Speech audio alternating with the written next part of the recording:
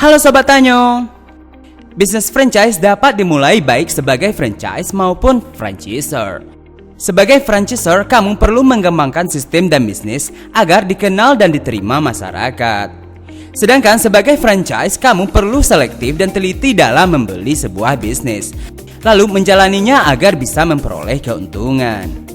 Jadi kamu ingin memulai usaha franchise sebagai franchisor atau sebagai franchise? Apapun pilihan kamu, simak 10 cara memulai usaha berikut ini. Namun sebelum kita mulai, jangan lupa untuk klik tombol subscribe dan nyalakan lonceng notifikasi agar kamu bisa mendapatkan informasi-informasi terbaru setiap hari dari Tanyo ID. Mempersiapkan sistem yang baik. Seperti yang telah disebutkan sebelumnya, mewaralabakan bisnis yang baru saja dibuka merupakan salah satu penyebab gagalnya bisnis franchise dari segi franchisor. Mengapa demikian? Tentunya karena bisnis baru belum dipersiapkan sedemikian rupa untuk bisa berjalan, terutama apabila dijalankan oleh pebisnis pemula yang umumnya menjadi franchise. Sistem yang terbukti telah berjalan dengan baik tentunya juga meminimasi kesalahan dan error, sehingga kamu tidak perlu mengalami kerugian yang umumnya dialami oleh para pebisnis pemula. Bisnis franchise dikenal newbie friendly karena umumnya bisnis ini memiliki beberapa kelebihan. Dan salah satunya adalah sudah ada sistem yang jelas, sehingga franchise tinggal mengikuti saja. Artinya harus ada sistem yang menjadi panduan dalam menjalankan bisnis, entah siapapun yang akan menjalankannya. Jadi selalu pastikan sistemnya sudah berjalan dengan baik sebelum kamu mewaralabakannya. Menyusun rencana pemasaran bagi franchisor. Kelebihan bisnis franchise lainnya yakni bisnis tidak dimulai dari nol. Biasanya malah bisnis ini sudah memiliki nama dan dikenal baik oleh masyarakat. Artinya di sini sudah ada rencana pemasaran yang matang yang dapat kamu bagikan atau sosialisasikan kepada franchise. Bahkan tak jarang pihak franchisor memberikan dukungan perihal pemasaran ini bagi para franchise, sehingga pemasaran dapat terus berjalan dan tak pernah surut. Sehingga dapat disimpulkan bahwa penting bagi seseorang franchisor untuk menyusun rencana pemasaran yang baik sehingga bisnisnya dapat terus berkembang dan pantas diwaralabakan. Membuat proposal yang realistis.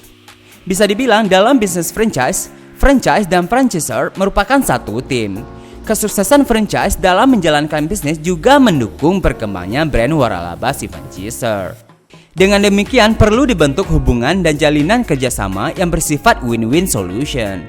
Hanya dengan cara ini kamu akan melihat bahwa seluruh pihak seperti franchisor, franchise, konsumen, karyawan merasakan dampak positifnya.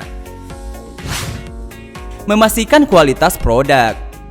Setelah Perang Dunia Kedua, muncul sebuah peraturan yang disebut Lanham Act yang memperoleh pembagian merek selama pemilik merek mengontrol kualitas produk dan jasa yang diberikan. Hal ini membawa perubahan besar bagi perekonomian Amerika saat itu. Mengapa demikian? Tentu saja karena sistem waralaba memungkinkan adanya konsistensi dalam kualitas produk dan jasa bagi konsumen, tidak peduli dari mana mereka membelinya. Jadi kamu perlu mengutamakan kontrol kualitas, tak peduli sudah berapa besar bisnis kamu berkembang. Ini merupakan salah satu kewajiban franchisor jika ingin bisnisnya terus berkembang hingga tahun-tahun selanjutnya. Teliti dalam memilih. Umumnya banyak pebisnis pemula yang akan memilih usaha waralaba ketimbang membangun bisnis sendiri dari nol. Alasannya tentunya karena usaha waralaba sudah terbukti bisa dijalankan. Namun benarkah demikian? Hati-hati dalam memilih bisnis waralaba karena masih banyak penipuan yang berkedok bisnis waralaba. Intinya adalah mencari informasi yang bukan hanya sekedar kata-kata namun disertai dengan bukti. Kamu juga bisa memperoleh informasi yang memang sudah terpercaya, misalnya dari teman atau kerabat yang pernah membeli waralaba terkait. Dengan demikian kamu tahu mana bisnis waralaba yang memang memiliki reputasi baik dan terjamin. Jangan mudah tergoda dengan mulut manis marketing franchise abal-abal. Jangan tergoda harga murah. Selain jangan tergoda dengan mulut manis marketing franchise, kamu juga disarankan untuk tidak mudah tergoda membeli bisnis franchise hanya karena harganya yang murah. Bukan berarti franchise yang baik selalu mahal. Namun di sini kamu harus mengenal betul proposalnya sebelum menentukan apakah kamu akan memperoleh keuntungan atau kebuntungan. Kamu perlu mengetahui dengan jelas mengapa bisnis tersebut ditawarkan dengan harga murah. Jangan sampai harga murah artinya sistem manajemen, pelatihan, dan promosi yang buruk. Kesimpulannya, apabila kamu hendak membeli sebuah usaha waralaba, maka jangan pernah sekali-kali memilih waralaba hanya karena dibanderol dengan harga yang sangat murah. Namun harus juga memahami kualitasnya. Tentukan tujuan berbisnis franchise. Dalam memulai bisnis sangat penting untuk melakukan tujuan.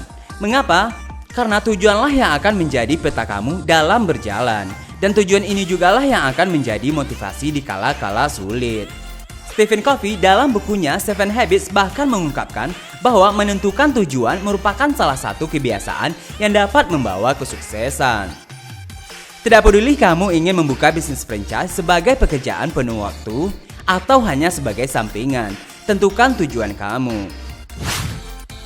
Jangan maunya yang instan. Jangan pernah memilih memulai sebuah bisnis disebabkan untuk memperoleh uang semata. Hal ini disebabkan adanya risiko untung dan rugi dalam berbisnis. Ada saatnya mengalami kerugian dan saatnya untung besar. Jadi meski sudah memiliki brand recognition yang baik, jangan jadikan bisnis franchise sebagai batu lompatan instan akan kekayaan dan kesuksesan. Semuanya termasuk bisnis franchise membutuhkan proses, kesabaran, dan kerja keras. Mereka yang sukses dalam sesaat belum tentu sukses terus ke depannya. Sehingga penting untuk menjalani prosesnya sesuai kemampuan kamu untuk mempelajari celah-celah dan solusi untuk terus memperbaiki bisnis agar menjadi lebih baik lagi. Merencanakan pendanaannya. Jika kamu sudah menentukan bisnis waralaba yang akan kamu inginkan, maka kamu harus memulai memperhitungkan seberapa banyak biaya yang harus kamu siapkan untuk menjalankan bisnis tersebut. Bisnis waralaba tentunya beragam, dari yang membutuhkan modal sedikit hingga modal yang sangat besar. Kamu perlu mempersiapkan lokasi, peralatan, dan inventory untuk memilih bisnis waralaba. Dalam bisnis waralaba, umumnya kamu juga perlu membayar franchise fee atau royalty dan advertising fee sebagai pengganti dari biaya training, prosedur, serta pemasaran yang sudah disiapkan oleh franchisor. Dari berbagai sumber pendanaan yang ada, kamu dapat memaksimalkan utilitasnya dengan mengkombinasikan beberapa pinjaman sesuai dengan kebutuhan kamu. Janganlah bergantung pada suatu pinjaman saja, namun kamu dapat mix and match untuk menghasilkan kombinasi yang paling kecil kerugiannya dan resikonya.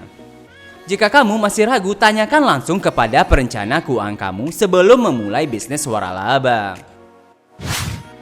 Kenali franchise yang dipilih.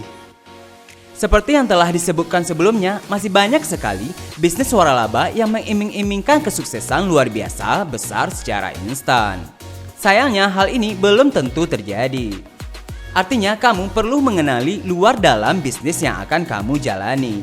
Jangan sembarangan memilih bisnis yang abal-abal. Itulah 10 cara memulai bisnis franchise bagi kamu pemula. Jangan lupa subscribe dan like video kita ya guys. Semoga kami terus bisa memberikan tips-tips dan informasi-informasi bermanfaat untuk kalian. Sampai jumpa.